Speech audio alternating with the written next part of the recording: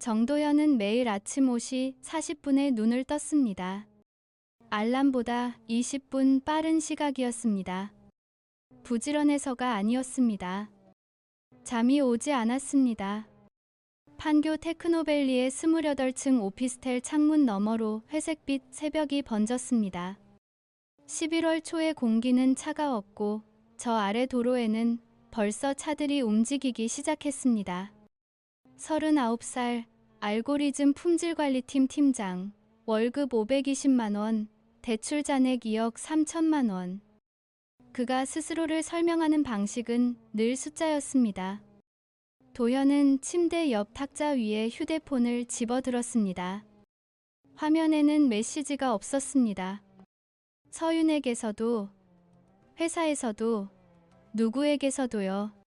그는 잠긴 화면을 몇 초간 바라보다가 폰을 도로 내려놓았습니다. 옆자리는 비어 있었습니다. 서윤은 어젯밤에도 늦게 들어왔습니다. 새벽 1시쯤이었을 겁니다. 도현은 자는 척했습니다. 그녀가 샤워실에 들어가는 소리, 물 흐르는 소리, 헤어드라이어 돌아가는 소리를 들으며 가만히 누워 있었습니다. 그녀가 침대로 오지 않는다는 걸 알았습니다. 거실 소파에서 잘 거라는 것도요. 또 야근인가? 그는 중얼거렸습니다. 대답은 없었습니다. 6시 15분 도현은 부엌에 섰습니다. 커피를 내리고 식빵 2장을 토스터에 넣고 냉장고에서 딸기잼을 꺼냈습니다. 똑같은 루틴이었습니다. 3년 전부터 거의 매일 아침 반복해온 동작들이었지요. 거실 소파에는 서윤이 누워 있었습니다. 얇은 담요를 덮고 등을 보인 채로요. 머리카락이 소파 쿠션 위로 흘러내렸습니다. 예전에는 그 모습만 봐도 가슴이 따뜻해졌는데 이제는 아무 감정도 잃지 않았습니다. 도현은 그녀를 깨우지 않았습니다. 토스트가 튀어 올랐습니다. 그는 잼을 바르고 커피 한 모금을 마셨습니다. 쓴맛이 입안에 퍼졌습니다. 설탕을 넣는 걸 잊었지만 다시 넣지 않았습니다. 이대로 마셨습니다. 창밖으로 판교의 빌딩들이 서서히 모습을 드러냈습니다. 유리와 콘크리트로 이루어진 거대한 상자들이었습니다. 저 안에서 수만 명이 일하고 수백 명이 해고되고 수십 명이 무너졌습니다.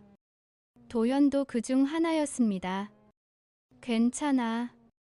그는 혼잣말을 했습니다. 괜찮지 않았습니다. 회사는 판교역에서 도보 7분 거리였습니다. 도현은 걸어서 출근했습니다. 차가 있었지만 주차비가 아까웠고 무엇보다 걷는 시간이 필요했습니다. 아무 생각도 하지 않는 시간이요. 11월의 바람이 얼굴을 스쳤습니다. 출근길 인파 속에서 그는 그저 한 명의 중년 남자였습니다. 백팩을 맨 검은 패딩을 입은 지친 얼굴의 회사원이었지요. 오전 8시 50분 사무실 문을 열었습니다. 팀장님, 일찍 오셨네요. 막내 김주원이 인사했습니다. 26살, 입사 2년 차였습니다. 아직 눈빛이 살아있었습니다.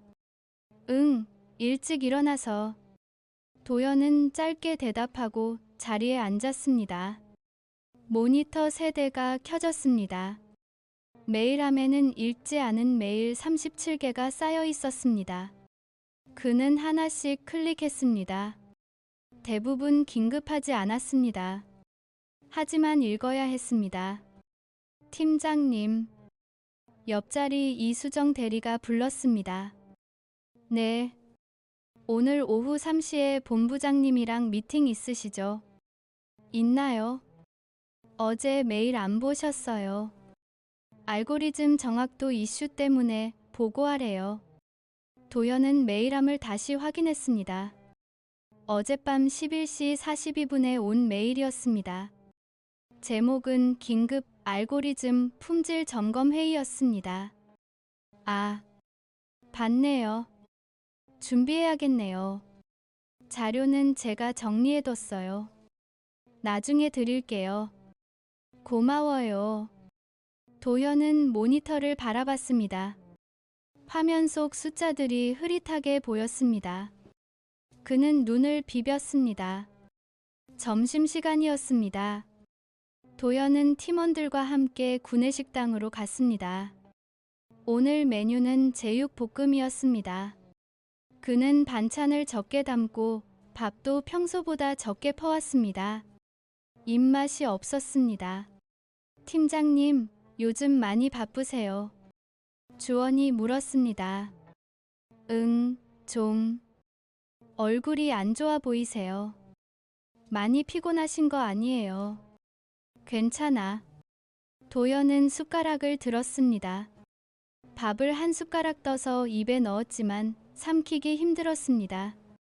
그는 물을 마셨습니다. 수정이 조용히 말했습니다. 팀장님, 무리하지 마세요. 요즘 회사 분위기 안 좋잖아요.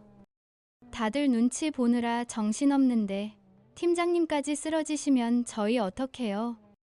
도현은 웃으려 했지만 웃음이 나오지 않았습니다. 안 쓰러져요. 걱정 마세요. 하지만 그는 알고 있었습니다.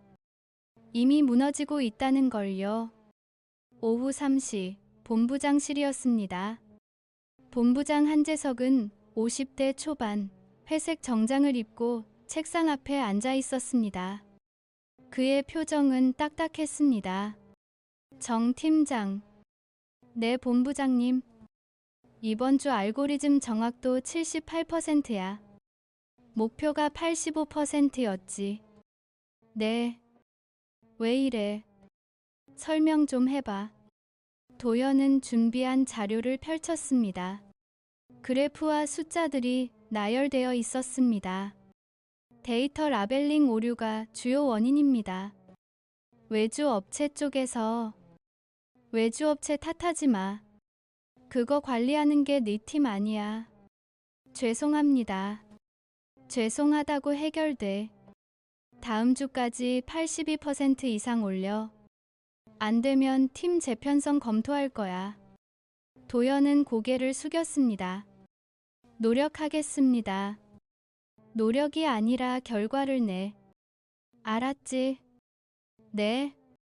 미팅은 15분 만에 끝났습니다. 도현은 본부장실을 나와 복도를 걸었습니다. 다리가 무거웠습니다. 팀 재편성이라는 말의 의미를 그는 알고 있었습니다. 해고를 완곡하게 표현한 말이었지요.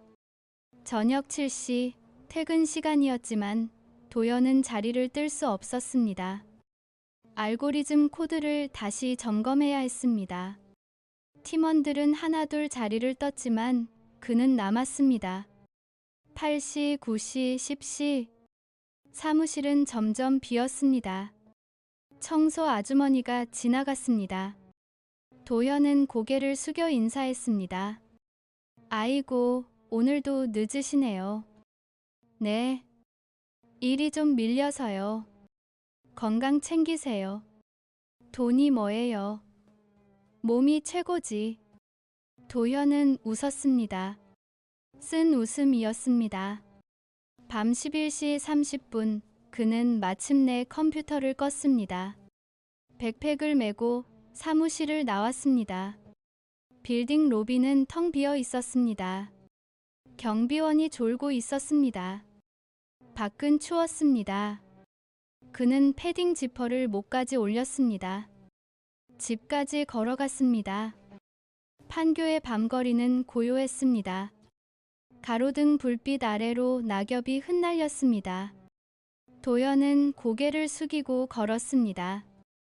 자정이 넘어 집에 도착했습니다. 거실 불은 꺼져 있었습니다. 서유는 없었습니다. 또 야근인가 싶었습니다. 도현은 신발을 벗고 거실로 들어갔습니다. 탁자 위에 쪽지가 있었습니다.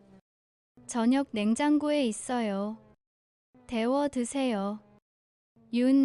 그는 쪽지를 집어들고 한참 바라봤습니다. 글씨체는 여전히 예뻤습니다. 하지만 온기가 없었습니다. 그저 의무처럼 남긴 메모였습니다. 냉장고를 열었습니다. 플라스틱 용기에 비빔밥이 담겨 있었습니다. 그는 용기를 꺼내지 않았습니다. 문을 닫았습니다. 부엌 싱크대에 기댄 채 도연은 천장을 올려다봤습니다. 형광등이 희미하게 깜빡였습니다. 언제부터였을까? 그는 중얼거렸습니다. 언제부터 이렇게 된 걸까요? 언제부터 서윤과 대화가 끊겼을까요? 언제부터 집이 집 같지 않았을까요? 대답은 없었습니다. 도연은 샤워를 했습니다. 뜨거운 물이 어깨를 적셨습니다. 그는 눈을 감았습니다. 물소리만 들렸습니다. 샤워를 마치고 거울을 봤습니다. 39살 남자의 얼굴이 거기 있었습니다. 눈 밑에 다크서클이 짙었습니다. 머리카락 사이로 흰머리가 보였습니다. 턱선은 여전했지만 어딘가 기운이 빠져 있었습니다. 괜찮아. 그는 거울 속 자신에게 말했습니다. 거울 속 남자는 대답하지 않았습니다. 침대에 누웠습니다. 천장을 바라봤습니다. 휴대폰을 집어들었습니다. 서윤에게 메시지를 보낼까 생각했습니다. 언제 들어와? 하지만 보내지 않았습니다. 화면을 끄고 폰을 옆에 두었습니다. 어둠 속에서 도연은 생각했습니다. 남자는 무너져서는 안 된다고 배웠습니다. 아버지에게서, 학교에서, 사회에서요. 무너지는 남자는 무능한 남자라고 들었습니다. 그래서 그는 버텼습니다. 하지만 버티는 것과 괜찮은 것은 달랐습니다. 다음 날 아침도 5시 40분이었습니다. 도현은 눈을 떴습니다. 어제와 똑같은 시각이었습니다. 창밖은 여전히 어두웠습니다. 옆자리를 봤습니다. 서윤은 돌아오지 않았습니다. 그는 일어나 부엌으로 갔습니다. 커피를 내렸습니다. 토스트를 구웠습니다. 잼을 발랐습니다. 모든 것이 어제와 같았습니다. 하지만 무언가 달랐습니다. 가슴 한쪽이 무너지는 느낌이었습니다. 아주 천천히 소리 없이 무너지고 있었습니다. 도연은 창밖을 바라봤습니다. 판교의 새벽은 차갑고 고요했습니다. 그리고 그는 알았습니다. 이 고요함이, 이 차가움이 바로 자신의 삶이라는 것을요. 도연은 서윤의 스케줄을 외우고 있었습니다. 월요일 저녁 7시 콘텐츠 기획회의, 수요일 오후 3시 외부 미팅, 금요일 밤 9시 팀 회식. 그녀는 항상 정확했습니다. 약속 시간을 어기는 법이 없었지요. 하지만 최근 3개월간 그 정확함에 틈이 생겼습니다. 회의가 30분씩 늘어났고 미팅 장소가 애매해졌고 회식은 새벽까지 이어졌습니다. 도연은 달력 앱을 열었습니다. 서윤의 일정을 공유받은 지 2년이 넘었지만 이제는 그 일정이 진실인지 알 수 없었습니다.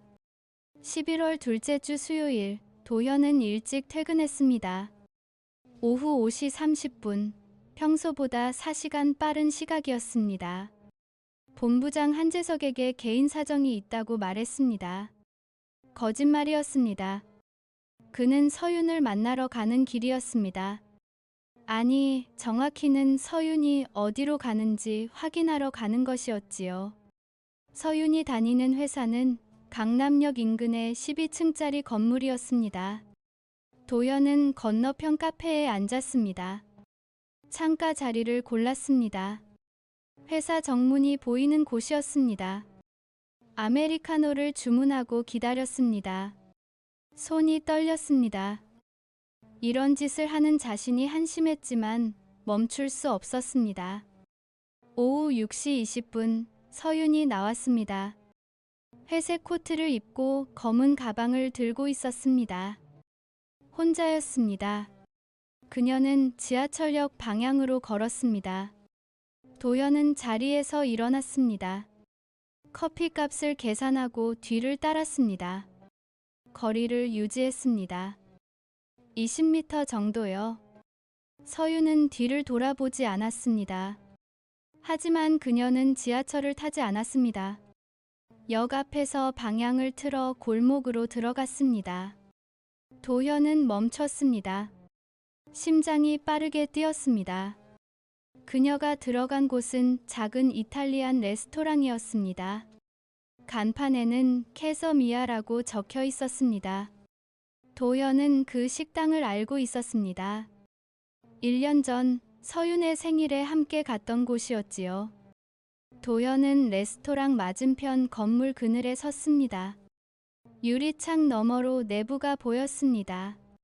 서윤은 창가 테이블에 앉아 있었습니다. 혼자가 아니었습니다. 남자가 마주 앉아 있었습니다. 도현은 숨을 멈췄습니다. 남자는 30대 중반쯤 되어 보였습니다. 네이비 수트를 입었고 머리를 깔끔하게 넘겼습니다. 잘생긴 편이었습니다. 그는 서윤에게 무언가를 말하며 웃었습니다. 서윤도 웃었습니다. 도현이 본 지 오래된 미소였습니다. 도현은 휴대폰을 꺼냈습니다. 사진을 찍었습니다. 1장, 2장, 3장. 손이 떨려서 초점이 흐릿했지만 얼굴은 알아볼 수 있었습니다. 그는 사진을 저장하고 폰을 주머니에 넣었습니다. 30분을 그렇게 서 있었습니다. 추위가 뼈까지 스며들었지만 움직이지 않았습니다. 그들은 식사를 했습니다. 와인을 마셨습니다. 이야기를 나눴습니다. 서윤은 그 남자 앞에서 편안해 보였습니다. 도현 앞에서는 절대 보이지 않던 표정이었습니다. 오후 8시 그들이 식당을 나왔습니다. 도현은 재빨리 몸을 숨겼습니다. 서윤과 남자는 골목 입구에서 멈춰 섰습니다. 남자가 무언가 말했습니다. 서윤이 고개를 끄덕였습니다. 그들은 악수를 했습니다. 아니, 악수보다 조금 더 오래 손을 잡았습니다. 그러고는 각자 다른 방향으로 걸어갔습니다. 도현은 남자를 따라가지 않았습니다. 서윤도 따라가지 않았습니다. 그는 그 자리에 서서 두 사람이 사라지는 걸 지켜봤습니다. 가슴속에서 무언가 부서지는 소리가 들렸습니다. 아주 작고 날카로운 소리였습니다. 집으로 돌아왔습니다. 밤 9시였습니다. 거실은 어두웠습니다. 도현은 불을 켜지 않았습니다. 소파에 앉아 휴대폰을 꺼냈습니다.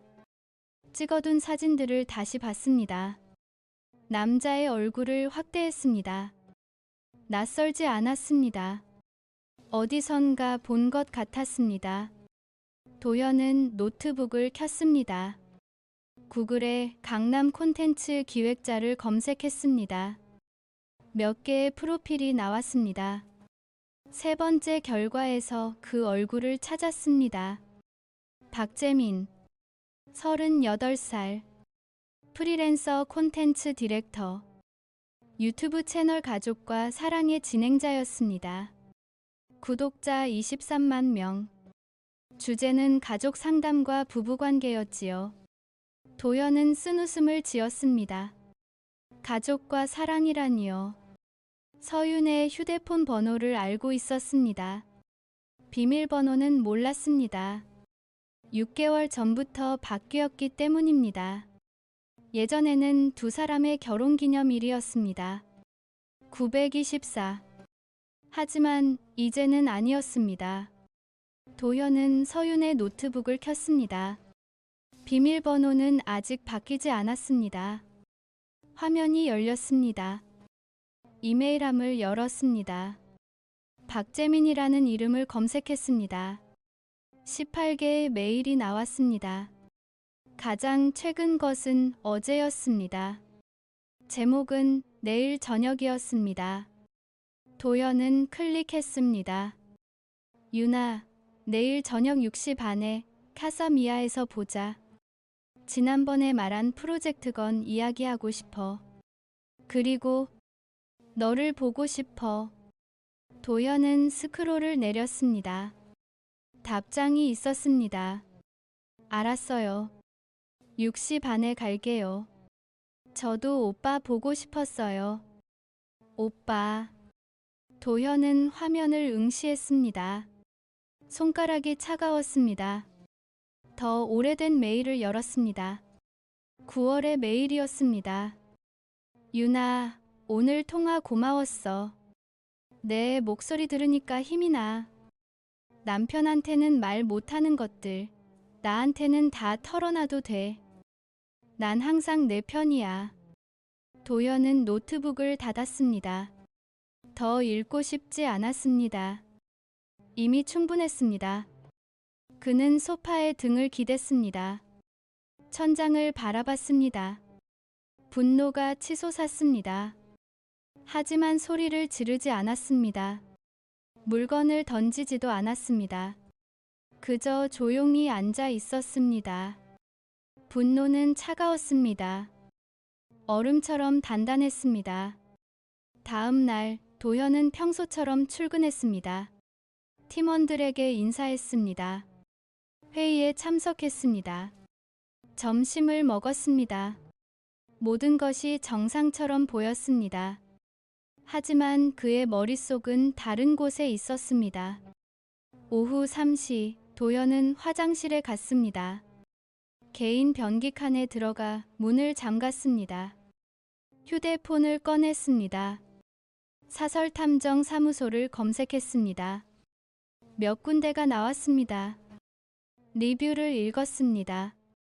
비밀 보장 확실, 증거 확보 전문, 부부 문제 해결.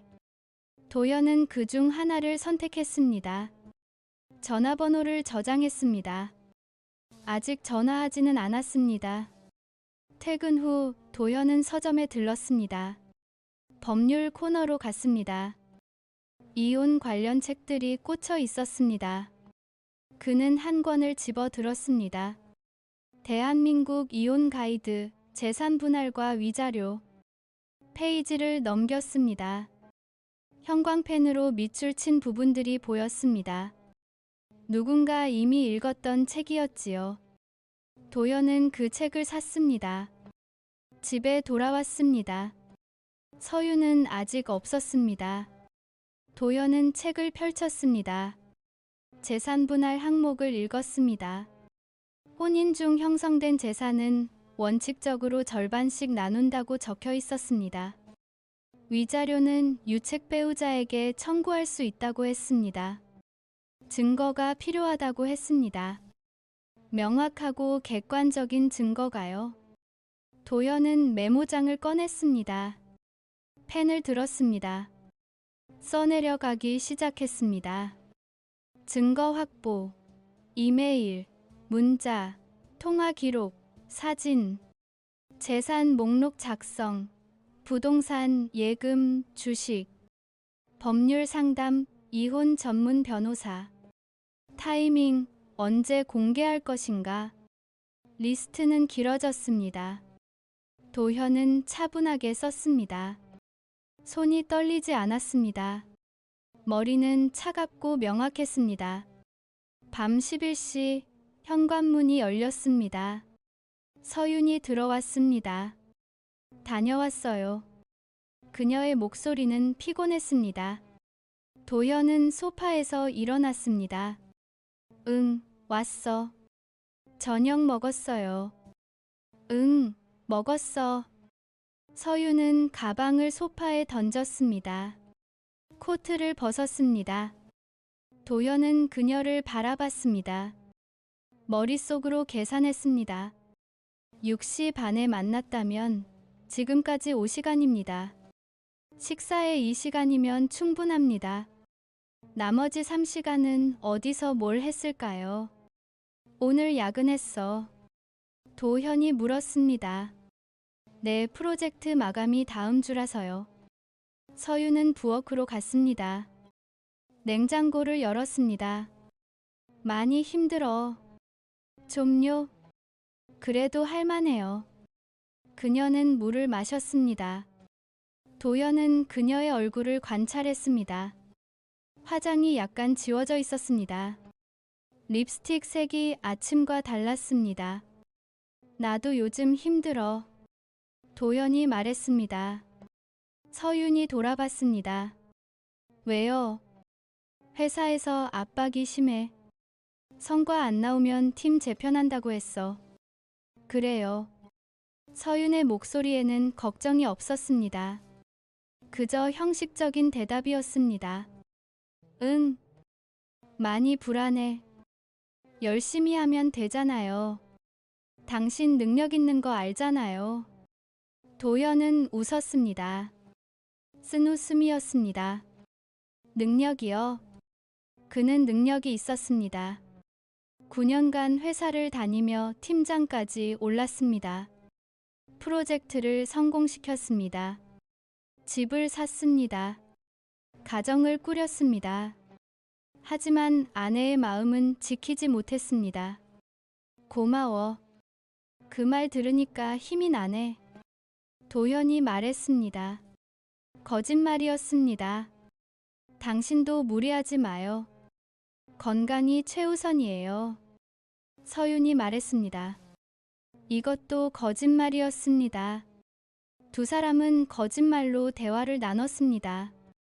진실은 그 사이 어딘가에 숨어 있었습니다. 서윤은 샤워를 하러 갔습니다. 물소리가 들렸습니다. 도연은 그녀의 가방을 봤습니다. 지퍼가 열려 있었습니다. 안에 영수증이 보였습니다. 도연은 주위를 살폈습니다. 물소리는 계속되고 있었습니다. 그는 영수증을 꺼냈습니다. 케사미아 2인 코스 요리 탭 156 0 카드 결제. 도연은 영수증을 사진으로 찍었습니다. 다시 가방에 넣었습니다. 원래 위치 그대로요. 샤워가 끝났습니다. 서윤이 나왔습니다. 머리를 말리고 있었습니다. 먼저 잘게요. 피곤해서. 응, 자. 그녀는 침실로 들어갔습니다. 문을 닫았습니다. 도연은 거실에 홀로 남았습니다. 휴대폰을 꺼냈습니다. 저장해둔 탐정사무소 번호를 봤습니다. 이번엔 전화를 걸었습니다. 3번의 신호음 후 누군가 받았습니다. 네, 실내탐정사무소입니다. 상담받고 싶습니다. 어떤 건에 대해서요? 도현은 잠시 침묵했습니다. 그러고는 조용히 말했습니다. 배우자 조사요. 탐정사무소는 종로 3가의 낡은 건물 5층에 있었습니다. 엘리베이터는 없었습니다. 도현은 계단을 올라갔습니다. 벽지가 군데군데 벗겨져 있었고 복도에는 소독약 냄새가 났습니다. 509호 문패에는 실내 종합조사라고 쓰여 있었습니다. 도현은 벨을 눌렀습니다. 문이 열렸습니다. 50대 중반으로 보이는 남자가 나타났습니다. 키가 작고 어깨가 좁았습니다. 평범한 회색 셔츠를 입었고 안경을 쓰고 있었습니다. 정도현 씨죠? 네. 들어오세요. 사무실은 좁았습니다. 책상 하나, 의자 2개, 파일 캐비닛 하나가 전부였습니다. 창문 너머로 종로의 빌딩들이 보였습니다. 앉으시죠. 저는 김성호 조사관입니다. 도현은 의자에 앉았습니다. 김성호는 노트를 꺼냈습니다. 전화로 간단히 말씀하셨는데 좀 더 자세히 이야기해 주시겠어요? 도현은 지난 3개월간의 일들을 설명했습니다. 서윤의 변화, 박재민과의 만남, 이메일 내용, 영수증. 김성호는 조용히 들었습니다. 메모를 했습니다. 표정은 변하지 않았습니다. 증거가 필요하시군요. 네. 어떤 용도로 쓰실 건가요? 이혼 소송입니다. 김성호는 고개를 끄덕였습니다. 이메일과 사진만으로는 부족합니다. 법정에서는 더 명확한 게 필요해요. 호텔 출입 기록, 차량 동선, 통화 내용 같은 것들이요. 얼마나 걸리나요? 2주면 충분합니다. 비용은 선금 300만 원, 성공 시 추가 200만 원입니다. 도현은 망설이지 않았습니다. 하겠습니다. 계약서 작성하시죠. 김성호는 서류를 꺼냈습니다. 도현은 읽지 않고 서명했습니다. 계좌번호를 받았습니다. 그날 오후에 300만 원을 송금했습니다. 2주가 지났습니다. 김성호에게서 전화가 왔습니다. 정씨, 자료 나왔어요. 사무실로 오실 수 있어요. 지금 갑니다. 도현은 회사에 반차를 냈습니다. 개인 사정이라고 했습니다. 아무도 묻지 않았습니다. 김성호는 두꺼운 파일을 건넸습니다. 여기 다 있습니다. 사진, 동영상, 위치 기록, 호텔 출입 영상까지요. 도현은 파일을 열었습니다. 첫 페이지에는 서윤과 박재민의 사진이 있었습니다. 11월 21일 오후 8시 홍대 부근 부티크 호텔 앞이었습니다. 두 사람은 손을 잡고 들어가고 있었습니다. 다음 페이지에는 호텔 내부 CCTV 캡처 화면이 있었습니다. 엘리베이터를 타는 모습, 복도를 걷는 모습, 객실 문 앞에 서 있는 모습, 타임스탬프가 찍혀 있었습니다. 8시 17분 입실, 다음날 오전 10시 32분 퇴실. 도현은 페이지를 넘겼습니다. 손이 떨리지 않았습니다. 감정이 없었습니다. 그저 정보를 확인하는 것 뿐이었습니다. 차량 동선도 추적했습니다. 박재민 씨 차량이에요. 그랜저 하이브리드, 번호는 12어 3456. 지난 3주간 서윤 씨를 태우고 5번 이동했습니다. 호텔 2번, 레스토랑 2번, 경기도 가평 펜션 1번이요. 가평. 도현은 그 단어에 멈췄습니다. 11월 첫째 주 주말, 서윤은 대학 동기 모임이 있다고 했습니다. 1박 2일로 춘천에 간다고 했습니다. 도현은 믿었습니다. 의심하지 않았습니다. 펜션 이름이 뭐죠? 가평 하늘빛 펜션입니다. 예약자는 박재민, 체크인 11월 2일 오후 3시, 체크아웃 3일 오전 11시였어요. 도현은 파일을 덮었습니다. 충분합니다. 통화 녹음도 있어요. 합법적으로 확보한 건 아니지만 필요하시면. 아니요, 이 정도면 됩니다. 도현은 자리에서 일어났습니다. 수고하셨습니다. 추가 금액 송금하겠습니다. 네. 필요하시면 언제든 연락 주세요. 도현은 사무실을 나왔습니다. 파일을 가방에 넣었습니다. 계단을 내려갔습니다. 밖은 추웠습니다. 12월이 다가오고 있었습니다. 거리에는 사람들이 바삐 움직였습니다. 도현은 그 속을 걸었습니다. 목적지는 정해져 있었습니다. 법무법인 정도는 서초동에 있었습니다. 15층짜리 건물의 8층이었습니다. 도현은 온라인으로 예약을 했습니다.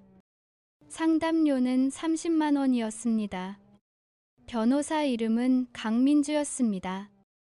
이혼 전문, 경력 12년, 승소율 87%. 프로필에 그렇게 적혀 있었습니다. 강민주는 30대 후반, 검은 정장을 입고 짧은 머리를 하고 있었습니다. 표정은 단호했습니다. 안녕하세요, 정도현 씨. 앉으세요. 도현은 앉았습니다.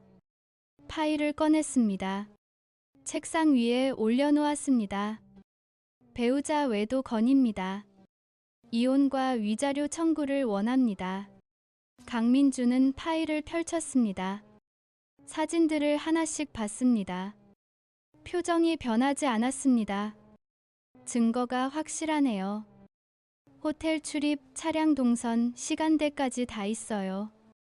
이 정도면 충분합니다. 승산이 있나요? 있습니다. 유책 배우자가 명확하니까요. 재산 분할은 5대5가 원칙이지만 위자료는 청구할 수 있어요. 보통 3천만 원에서 5천만 원 정도 나옵니다. 도현은 고개를 끄덕였습니다. 진행하겠습니다. 좋습니다. 먼저 내용 증명을 보낼게요.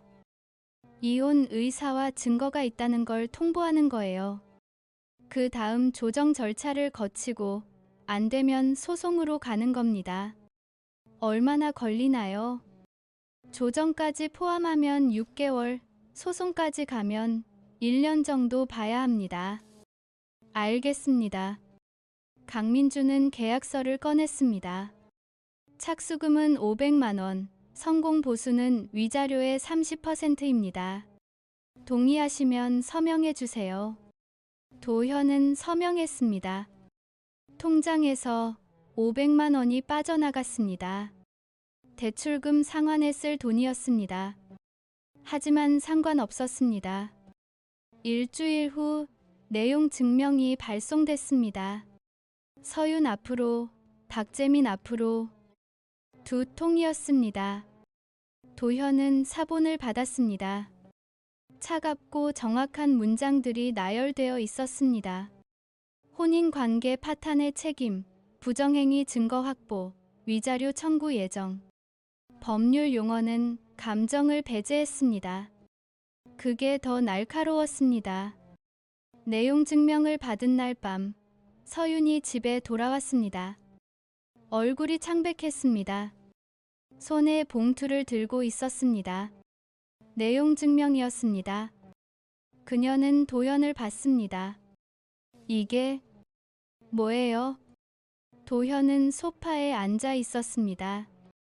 텔레비전을 보고 있었습니다. 뉴스였습니다. 읽어보면 알 거예요. 서윤은 봉투를 뜯었습니다. 서류를 꺼냈습니다. 읽기 시작했습니다. 얼굴에서 핏기가 빠졌습니다. 손이 떨렸습니다. 당신 언제부터 알았어요? 충분히 오래전부터요. 왜 아무 말도 안 했어요? 도현이 텔레비전을 껐습니다. 서윤을 봤습니다. 말해서 뭐가 달라지나요? 사과할 거였어요. 그만둘 거였어요. 서윤은 대답하지 못했습니다. 입술이 떨렸습니다. 나는 그냥 뭐예요. 외로웠다. 당신이 날 이해해주지 않았다. 그런 변명하지 마세요. 들을 생각 없어요. 도현의 목소리는 차갑고 평평했습니다. 소리를 지르지 않았습니다. 오히려 그게 더 무서웠습니다. 박재민이란 사람 알아요. 유튜브에서 가족 이야기하는 사람. 웃기지 않아요. 남의 가족 망가뜨리면서 가족 얘기를 해요. 그 사람은 관계 없어요. 관계 없을 리가요. 이미 내용 증명 받았을 겁니다. 곧 연락 올 거예요. 그 순간 서윤의 휴대폰이 울렸습니다. 화면에 재민 오빠라고 떴습니다. 서윤은 전화를 받지 않았습니다. 벨소리는 계속 울렸습니다. 도현은 그 소리를 들으며 서윤을 바라봤습니다. 받지 그래요. 오빠가 기다리는데. 미안해요. 미안하다고요. 도현은 웃었습니다. 비웃음이었습니다. 9년을 같이 살았어요. 집도 샀고 빚도 같이 졌고 부모님도 만났어요. 그게 다 거짓말이었나요? 아니에요. 그건 진심이었어요. 그런데 다른 남자랑 호텔을 가요. 가평에 펜션을 가요. 그게 진심이라고요. 서유는 울기 시작했습니다. 눈물이 뺨을 타고 흘렀습니다. 하지만 도연은 동요하지 않았습니다. 예전 같았으면 그녀를 안아줬을 겁니다. 이제는 아니었습니다. 짐 싸세요. 내일까지 나가주세요. 당신 진심이에요? 네, 진심이에요. 변호사 통해서 연락하겠습니다. 도현아, 제발. 됐어요. 더 이상 할 말 없어요. 도현은 자리에서 일어났습니다. 침실로 갔습니다. 문을 잠갔습니다. 서윤의 울음소리가 들렸습니다. 하지만 도연은 귀를 막지 않았습니다. 그 소리를 들었습니다. 끝까지 들었습니다. 다음 날 서윤은 짐을 쌌습니다. 큰 캐리어 2개였습니다. 옷, 화장품, 책, 액자. 그녀는 말없이 집을 나갔습니다. 도연은 배웅하지 않았습니다. 회사에 있었습니다. 점심시간에 서윤에게서 문자가 왔습니다. 짐 다 뺐어요. 열쇠는 우편함에 넣었어요. 도연은 답장하지 않았습니다. 문자를 지웠습니다. 그날 저녁, 도연은 박재민의 유튜브 채널을 검색했습니다. 구독자가 23만 명이었습니다. 최신 영상은 3일 전에 올라온 부부 위기를 극복하는 법이었습니다. 조회수 8만 회. 댓글에는 감동이에요. 도움 됐어요. 좋은 말씀 감사합니다. 같은 것들이 달려 있었습니다. 도현은 댓글창에 글을 쓰지 않았습니다. 대신 다른 일을 했습니다. 박재민의 소속사를 검색했습니다. 비전 콘텐츠 그룹이었습니다. 대표 이메일 주소가 공개되어 있었습니다. 도현은 이메일을 작성했습니다. 제목은 기사 소속 크리에이터 박재민 관련 제보였습니다. 본문에는 호텔 사진, 차량 동선, 내용 증명 사본을 첨부했습니다. 마지막 문장은 이렇게 썼습니다. 기사에서 가족과 사랑을 주제로 활동하는 크리에이터가 타인의 가정을 파괴하고 있습니다. 법적 조치가 진행 중이며 이는 공개될 예정입니다.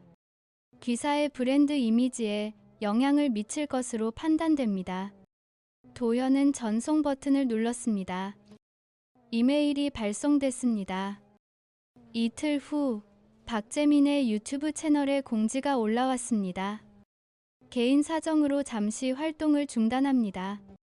양해 부탁드립니다. 댓글에는 걱정하는 구독자들의 메시지가 쏟아졌습니다. 도연은 그 댓글들을 읽었습니다. 아무 감정도 들지 않았습니다. 일주일 후 강민주 변호사에게서 전화가 왔습니다. 정 씨, 상대 측에서 조정 신청했어요. 만나서 합의하고 싶다고 하네요. 거절하세요. 확실해요. 조정에서 합의하면 시간도 아끼고 비용도 줄일 수 있는데요. 괜찮습니다. 소송으로 가겠습니다. 알겠습니다. 그럼 준비하죠. 도연은 전화를 끊었습니다. 창밖을 봤습니다. 12월의 서울은 차가웠습니다. 하늘은 잿빛이었습니다. 하지만 도연은 춥지 않았습니다. 가슴속 어딘가에 뜨거운 것이 타오르고 있었습니다. 분노가 아니었습니다. 결이었습니다. 그는 알고 있었습니다. 이건 시작일 뿐이라는 것을요. 법정에서, 사회에서 모든 것이 드러날 것입니다. 서윤도, 박재민도 도망갈 곳은 없습니다. 도연은 노트북을 켰습니다. 파일을 정리했습니다. 증거들을 폴더별로 분류했습니다. 사진, 문서, 영상, 녹취록. 모든 것이 완벽하게 갖춰져 있었습니다. 그는 혼잣말을 했습니다. 이제 시작이야. 첫 번째 기사가 나온 건 12월 셋째 주였습니다. 온라인 미디어 데일리 인사이트였습니다. 제목은 이랬습니다. 가족 상담 유튜버 박재민, 기혼 여성과 부적절한 관계 의혹. 기사에는 호텔 출입 사진이 흐릿하게 처리되어 실렸습니다. 얼굴은 모자이크였지만 체형과 옷차림으로 알아볼 수 있었습니다. 댓글은 순식간에 500개를 넘었습니다. 역시 유튜버는 믿으면 안 되는구나. 위선자네요.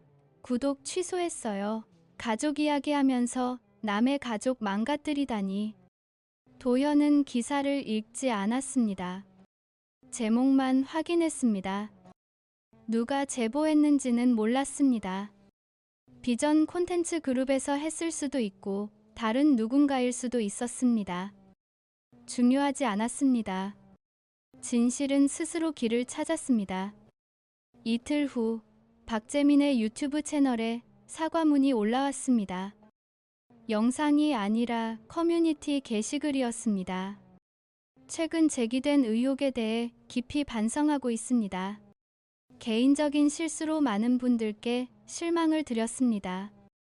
모든 활동을 중단하고 반성의 시간을 갖겠습니다. 사과문은 짧았습니다. 구체적이지 않았습니다. 댓글 기능은 꺼져 있었습니다.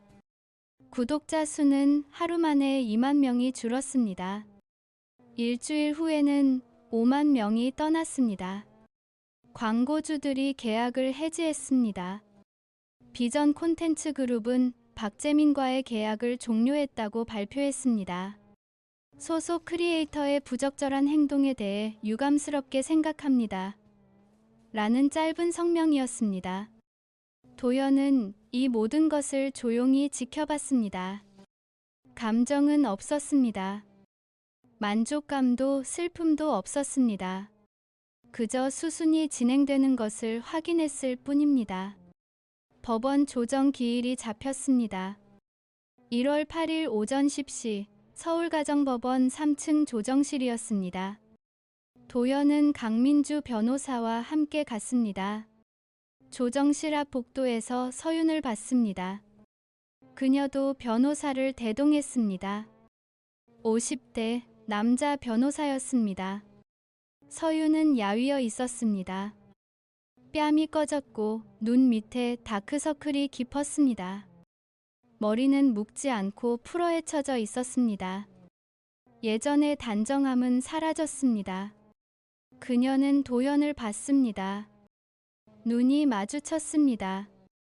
도현은 시선을 피하지 않았습니다. 서윤이 먼저 고개를 숙였습니다. 조정실 안으로 들어갔습니다. 조정위원은 60대 여성이었습니다. 흰머리를 단정히 빗어 넘겼고 안경을 쓰고 있었습니다. 앉으세요. 모두 자리에 앉았습니다.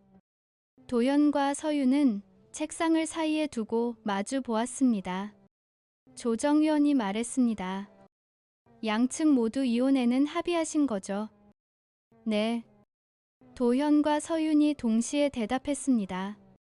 재산 분할과 위자료 문제가 남았네요. 먼저 청구인 측 입장을 들어보겠습니다. 강민주가 서류를 꺼냈습니다. 피청구인의 혼인 파탄 책임이 명백합니다. 증거 자료가 충분히 확보되어 있고요. 재산 분할은 법정 원칙대로 5대5, 위자료는 5천만 원을 청구합니다. 서윤 측 변호사가 반박했습니다. 위자료 5천만 원은 과도합니다. 피청구인의 경제력을 고려하면 2천만 원이 적정합니다. 경제력이 부족하다고 해서 책임이 줄어드는 건 아닙니다. 정신적 피해는 금액으로 환산할 수 없습니다. 하지만 피청구인도 현재 실직 상태입니다. 5천만 원은 현실적으로 불가능합니다. 도현은 서윤을 봤습니다. 실직 상태.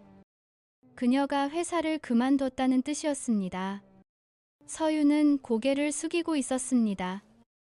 손을 무릎 위에 모으고 있었습니다. 손톱을 물어뜯은 흔적이 보였습니다. 조정위원이 물었습니다. 피청구인 실직하셨나요? 네. 서윤의 목소리는 작았습니다.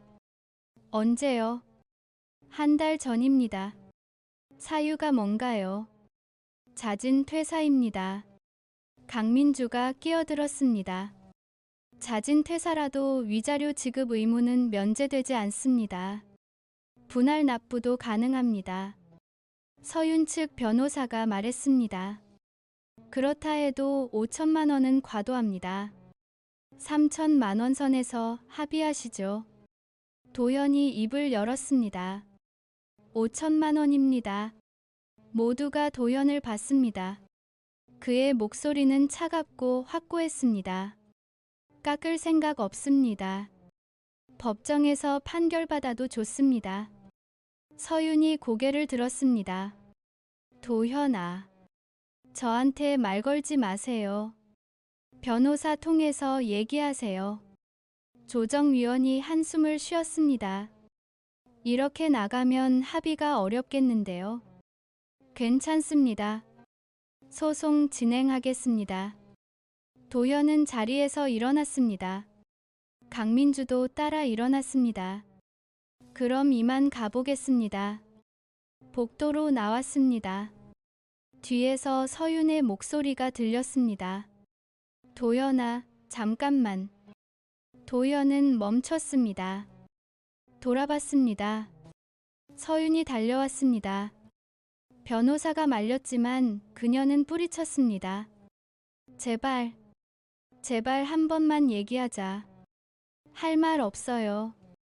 나 정말 힘들어. 회사도 잃고 집도 없고 다 잃었어. 그게 제 문제인가요? 우리 9년을 그냥 버릴 거야. 도현은 서윤을 똑바로 봤습니다. 버린 건 당신이에요. 저는 지켰어요. 끝까지요. 서윤의 눈에 눈물이 고였습니다.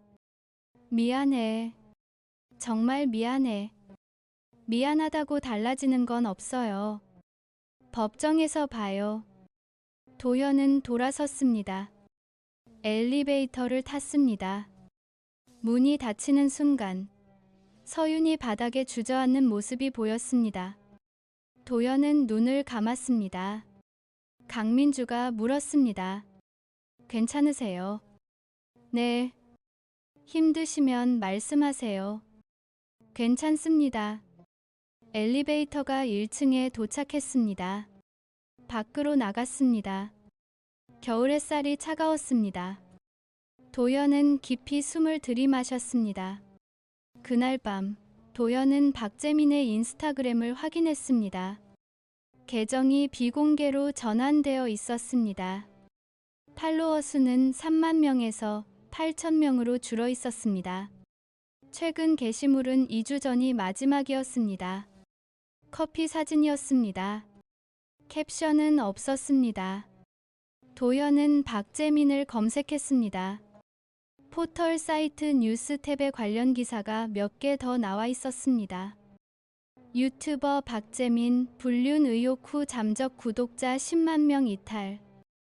유튜브 수익 급감 광고주들 줄줄이 계약 해지. 도현은 기사를 닫았습니다. 더 볼 필요가 없었습니다. 2월 중순 법원 판결이 나왔습니다. 이혼 인용, 재산 분할 5대5, 위자료 4천만 원. 서윤의 유책이 인정됐습니다. 4천만 원은 도현이 청구한 5천만 원보다 적었지만 강민주는 말했습니다.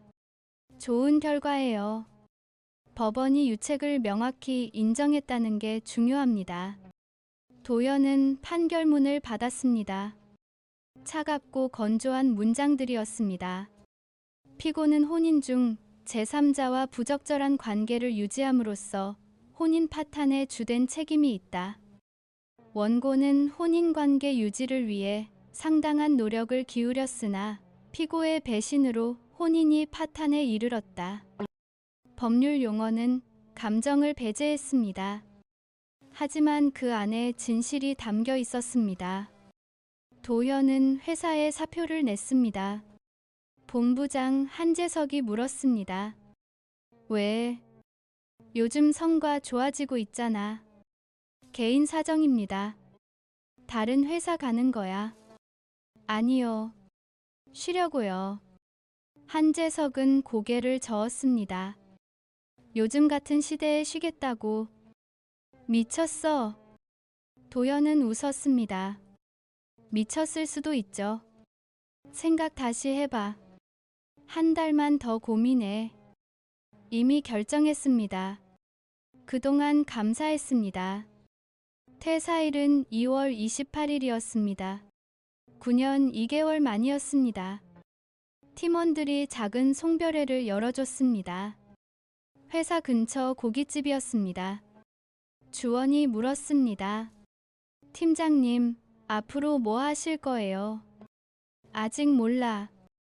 천천히 생각해 볼 거야. 수정이 말했습니다. 연락하고 지내요. 가끔 밥 먹어요. 그래. 고마워. 도현은 소주를 마셨습니다. 취하지 않았습니다. 그저 목을 축였을 뿐입니다. 3월, 도현은 작은 오피스텔로 이사했습니다. 판교가 아니라 성남 구도심이었습니다. 월세 60만 원, 방 하나, 화장실 하나, 작은 부엌. 충분했습니다. 짐은 많지 않았습니다. 옷 몇 벌, 노트북, 책 몇 권. 서윤과 함께 샀던 가구는 모두 처분했습니다. 새 집 창문에서는 낡은 아파트 단지가 보였습니다. 빨래가 걸린 베란다, 녹슨 에어컨 실외기, 금간 외벽. 판교의 유리 빌딩과는 달랐습니다. 하지만 도현은 마음이 편했습니다. 그는 노트북을 켰습니다. 새 프로젝트를 시작했습니다. 데이터 분석 자문 서비스였습니다.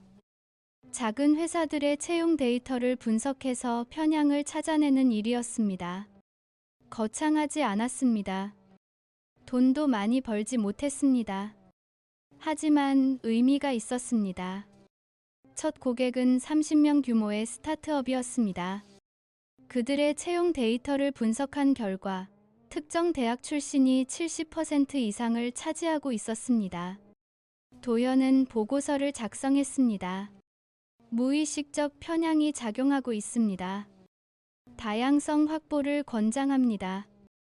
대표는 고마워했습니다. 덕분에 눈을 떴어요. 도현은 조금씩 일을 늘려갔습니다. 한 달에 2~3건 정도였습니다. 수입은 200만 원 정도였습니다. 판교에서 받던 520만 원보다 훨씬 적었습니다. 하지만 괜찮았습니다. 빚은 천천히 갚으면 됐습니다. 어느 날 저녁, 도현은 카페에 앉아 있었습니다. 집 근처 작은 카페였습니다. 아메리카노를 마시며 노트북으로 작업하고 있었습니다. 창밖으로 봄비가 내렸습니다. 휴대폰이 울렸습니다. 모르는 번호였습니다.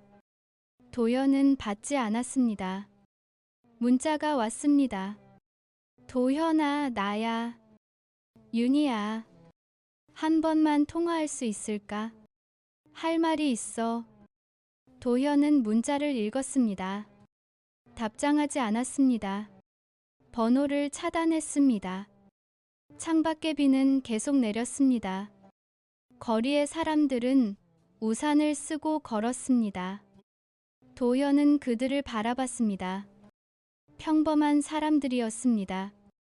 각자의 삶을 살아가는 사람들이었습니다. 도현도 이제 그중 하나였습니다. 특별하지 않았습니다. 평범했습니다.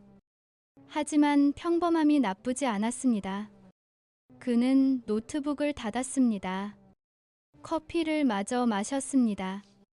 자리에서 일어났습니다. 계산을 하고 밖으로 나갔습니다. 비를 맞으며 걸었습니다. 우산이 없었지만 괜찮았습니다. 젖어도 괜찮았습니다. 집으로 가는 길, 도연은 생각했습니다. 복수는 끝났습니다. 서유는 무너졌고 박재민도 무너졌습니다. 법은 그들의 책임을 인정했습니다. 사회도 그들을 외면했습니다. 하지만 도연은 승리감을 느끼지 못했습니다. 그저 텅 빈 느낌이었습니다. 9년이 사라진 자리에 남은 공허함이었습니다. 그래도 괜찮았습니다. 공허함도 시간이 채울 것입니다. 천천히, 조금씩요. 도연은 고개를 들었습니다. 하늘에서 비가 내렸습니다. 차갑고 깨끗한 빗물이었습니다. 그는 계속 걸었습니다. 앞으로 한 걸음씩요. 1년이 지났습니다. 도연은 여전히 성남의 작은 오피스텔에 살았습니다. 월세는 제때 냈고 냉장고에는 음식이 있었고 빨래는 일주일에 2번 했습니다. 평범한 일상이었습니다. 특별할 것 없는, 하지만 무너지지 않은 일상이었지요. 데이터 분석 자문일은 조금씩 늘었습니다. 입소문이 났습니다. 정도연이라는 사람, 정직하고 꼼꼼해요. 한 달 수입은 300만 원 정도였습니다. 판교 시절의 절반이었지만 충분했습니다. 빚은 천천히 줄어들고 있었습니다. 매달 50만 원씩 갚았습니다. 5년이면 끝날 계산이었습니다. 도연은 새벽에 일어나는 습관을 버렸습니다. 이제는 7시에 눈을 떴습니다. 알람 소리에 놀라지 않았습니다. 자연스럽게 깨어났습니다. 커피를 내리고 토스트를 굽고 창밖을 봤습니다. 아침 햇살이 낡은 아파트를 비쳤습니다. 금간 벽도 햇살 아래서는 따뜻해 보였습니다. 가끔 서윤을 생각했습니다. 미워하지는 않았습니다. 그리워하지도 않았습니다. 그저 지나간 시간으로 받아들였습니다. 9년은 사라지지 않았습니다. 여전히 도연 안에 있었습니다. 다만 이제는 아프지 않았습니다. 어느 토요일 오후 도연은 도서관에 갔습니다. 성남중앙도서관 3층 열람실이었습니다. 창가 자리에 앉아 책을 읽었습니다. 경제학 책이었습니다. 데이터 분석에 필요한 이론을 공부하고 있었습니다. 집중하고 있을 때 누군가 다가왔습니다. 저기, 정도연 씨 맞으시죠? 도연은 고개를 들었습니다. 30대 초반으로 보이는 여자였습니다. 안경을 쓰고 회색 니트를 입고 있었습니다. 낯익은 얼굴이었습니다. 어디선가 본 것 같았습니다. 네, 맞는데요. 저 최은지예요. 작년에 채용 데이터 분석 의뢰했던 스타트업 인사팀장이에요. 아, 네. 기억나요? 안녕하세요. 은지는 웃었습니다. 여기서 뵐 줄 몰랐어요. 이 근처에 사세요. 네, 작년에 이사 왔어요. 저도 여기 살아요. 신기하네요. 그녀는 잠시 망설이더니 물었습니다. 혹시 지금 시간 괜찮으세요? 커피 한 잔 할까요? 업무 얘기 좀 하고 싶어서요. 도연은 시계를 봤습니다. 오후 3시였습니다. 괜찮아요. 도서관 1층 카페에서 커피를 마셨습니다. 은지는 말했습니다. 저희 회사가 요즘 많이 성장했어요. 정 씨가 분석해 주신 덕분에 채용 프로세스를 많이 개선했거든요. 잘 됐네요. 그래서 그런데요. 혹시 저희랑 정기 계약 생각 없으세요? 분기마다 한 번씩 데이터 분석해 주시면 좋겠어요. 도연은 생각했습니다. 정기 계약은 안정적인 수입을 의미했습니다. 조건이 어떻게 되나요? 분기당 200만 원 드릴게요. 작업량은 많지 않아요. 좋습니다. 하겠습니다. 은지는 기뻐했습니다. 감사합니다. 다음 주에 계약서 보내드릴게요. 그녀는 커피를 한 모금 마셨습니다. 정씨, 개인적인 질문해도 될까요? 뭔데요? 왜 큰 회사 그만두고 프리랜서 하세요? 경력 보면 대기업에서도 잘하셨을 것 같은데. 도현은 잠시 침묵했습니다. 어떻게 대답해야 할까요? 진실을 말해야 할까요? 그는 조용히 말했습니다. 개인적인 일이 있었어요. 삶을 재정비할 필요가 있었죠. 힘드셨나 봐요. 네, 좀 힘들었어요. 하지만 지금은 괜찮아요. 은지는 고개를 끄덕였습니다. 저도 비슷한 경험이 있어요. 3년 전에 이혼했거든요. 그러셨어요. 네, 남편이 바람 피웠어요. 처음엔 정말 죽고 싶었어요. 근데 시간이 지나니까 괜찮아지더라고요. 지금은 혼자 사는 게 편해요.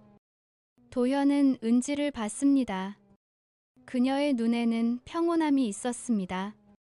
슬픔이 아니라 수용이었습니다. 어떻게 괜찮아지셨어요? 특별한 방법은 없었어요. 그냥 살았어요. 매일매일 밥 먹고 일하고 자고 그렇게 하루하루 살다 보니까 어느샌가 안 아프더라고요. 도연은 고개를 끄덕였습니다.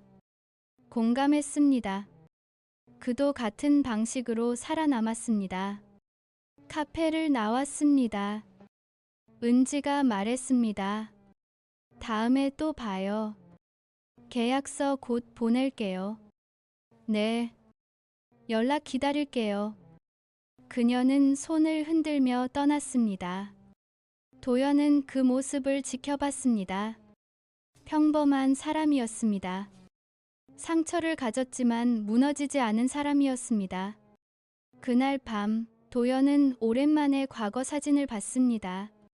휴대폰 갤러리 깊숙이 묻어둔 사진들이었습니다. 서윤과 함께 찍은 사진들이었지요. 결혼식 사진, 제주도 여행 사진, 집들이 사진. 두 사람은 웃고 있었습니다. 행복해 보였습니다. 도현은 사진을 오래 바라봤습니다. 아프지 않았습니다. 그저 먼 과거처럼 느껴졌습니다. 다른 사람의 이야기 같았습니다. 그는 사진을 삭제하지 않았습니다. 남겨뒀습니다. 기억은 지울 필요가 없었습니다. 받아들이면 됐습니다. 5월 어느 날 우편함에 편지가 있었습니다. 손편지였습니다. 발신인 이름은 없었습니다. 하지만 필체를 알아봤습니다. 서윤이었습니다. 도연은 편지를 들고 집으로 올라갔습니다. 소파에 앉아 봉투를 뜯었습니다. 편지지는 한 장이었습니다. 글씨는 예전보다 흐트러져 있었습니다. 도연아, 이 편지를 쓸 자격이 있는지 모르겠어. 하지만 꼭 하고 싶은 말이 있어서 썼어. 미안해. 정말 미안해.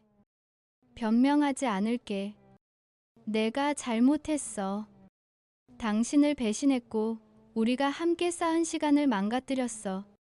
지난 1년은 지옥이었어. 일도 잃고 친구들도 떠나고 부모님한테도 차마 얘기 못하고 매일 후회했어. 왜 그랬을까? 왜 당신의 소중함을 몰랐을까? 재민이랑도 끝났어. 오래전에 그 사람도 다 잃었대. 가족도 일도 우리 둘 다 대가를 치렀어. 당신한테 용서를 구하는 건 아니야. 그럴 자격 없다는 거 알아. 그냥 당신이 괜찮게 살고 있으면 좋겠어. 당신은 좋은 사람이었어. 나보다 훨씬 건강하게 지내. 행복했으면 좋겠어. 윤. 도현은 편지를 내려놓았습니다. 가슴이 조금 먹먹했습니다. 하지만 눈물은 나지 않았습니다. 분노도 잃지 않았습니다. 그저 쓸쓸한 느낌이었습니다. 그는 편지를 다시 봉투에 넣었습니다. 서랍 깊숙이 넣었습니다. 답장은 쓰지 않았습니다. 쓸 말이 없었습니다. 끝난 이야기였습니다. 6월, 도현은 부모님을 찾아갔습니다. 인천의 작은 아파트였습니다. 아버지는 70, 어머니는 68이었습니다. 이혼 소식을 들었을 때 두 분은 아무 말도 하지 않았습니다. 그저 도현을 안아줬습니다. 어머니가 저녁을 차렸습니다. 된장찌개, 김치, 계란말이, 도현이 좋아하는 음식들이었습니다. 많이 먹어라. 네, 엄마. 식사 후 아버지와 베란다에서 맥주를 마셨습니다. 아버지가 물었습니다. 요즘 어떠니? 괜찮아요, 아버지. 일은 잘 되고 있어요. 조금씩 늘고 있어요. 외롭지는 않고. 도현은 잠시 생각했습니다. 가끔요. 근데 괜찮아요. 아버지는 고개를 끄덕였습니다. 사람은 혼자서도 살 수 있어. 중요한 건 스스로를 잃지 않는 거야. 네, 너 잘하고 있어. 아버지가 봐도 그래. 고맙습니다. 아버지는 도현의 어깨를 두드렸습니다.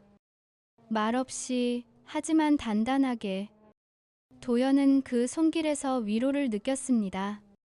집으로 돌아오는 길, 도현은 한강을 걸었습니다. 여의도 한강공원이었습니다.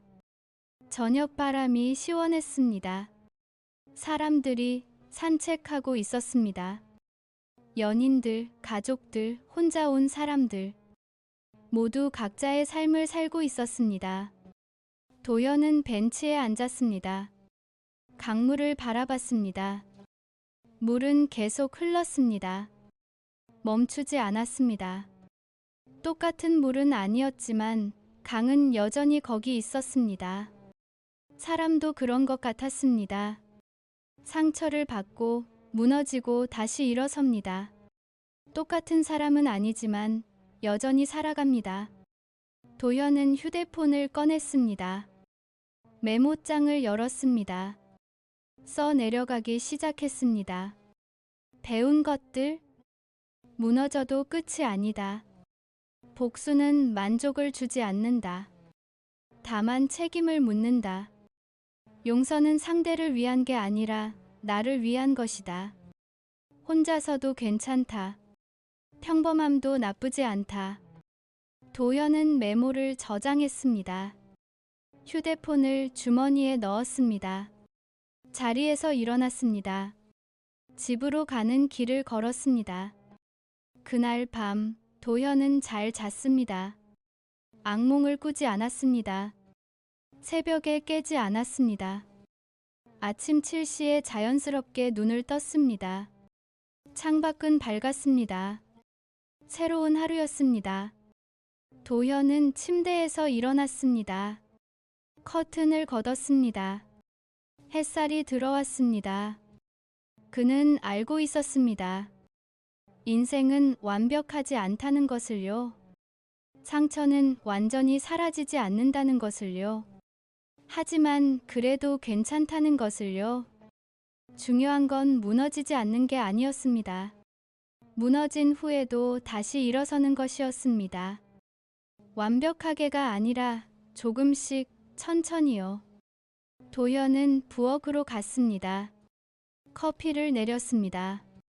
토스트를 구웠습니다. 잼을 발랐습니다. 똑같은 아침이었습니다. 하지만 다른 아침이었습니다. 이제는 두렵지 않았습니다. 외롭지 않았습니다. 혼자였지만 괜찮았습니다. 도현은 창밖을 봤습니다. 성남의 낡은 아파트들이 보였습니다. 빨래가 펄럭이고 사람들이 움직이고 삶이 계속되고 있었습니다. 그도 그 삶의 일부였습니다. 특별하지 않은, 하지만 포기하지 않은 사람이었습니다. 도연은 커피를 마셨습니다. 따뜻했습니다. 쓰지 않았습니다. 설탕을 넣었기 때문입니다. 그는 작은 것들을 다시 배우고 있었습니다. 설탕을 넣는 것, 햇살을 보는 것, 숨을 깊이 쉬는 것, 살아있다는 것을요. 노트북을 켰습니다. 이메일을 확인했습니다. 새 프로젝트 의뢰가 와 있었습니다. 도연은 답장을 썼습니다. 검토 후 연락드리겠습니다. 일을 시작했습니다. 데이터를 분석했습니다. 숫자들이 화면에 펼쳐졌습니다. 패턴이 보였습니다. 해답이 보였습니다. 도연은 집중했습니다. 몰입했습니다. 시간이 흘렀습니다. 오후가 됐습니다. 작업을 마쳤습니다. 보고서를 작성했습니다. 발송했습니다. 창밖은 여전히 밝았습니다. 5월의 햇살이 따뜻했습니다. 도연은 자리에서 일어났습니다. 스트레칭을 했습니다. 몸이 가벼웠습니다. 산책을 나갔습니다. 집 근처 공원이었습니다. 아이들이 놀고 있었습니다. 노인들이 벤치에 앉아 있었습니다. 개를 산책시키는 사람들이 있었습니다. 도연은 그 사이를 걸었습니다. 천천히, 목적 없이, 그냥 걷는 것만으로 충분했습니다. 공원 벤치에 앉았습니다. 하늘을 봤습니다. 구름이 흘러갔습니다. 바람이 불었습니다. 나뭇잎이 흔들렸습니다. 모든 것이 계속되고 있었습니다. 멈추지 않았습니다. 세상은 돌아갔습니다. 도연도 함께 돌아갔습니다. 그는 생각했습니다. 복수는 끝났지만 삶은 계속됩니다. 서유는 어디선가 자기 삶을 살 것입니다. 박재민도 마찬가지일 것입니다. 그들의 삶은 도연과 상관없었습니다. 도연도 자기 삶을 살 것입니다. 크지 않지만 의미 있는 일을 하며 조금씩 빚을 갚으며 가끔 부모님을 찾아뵙며 그렇게 살 것입니다.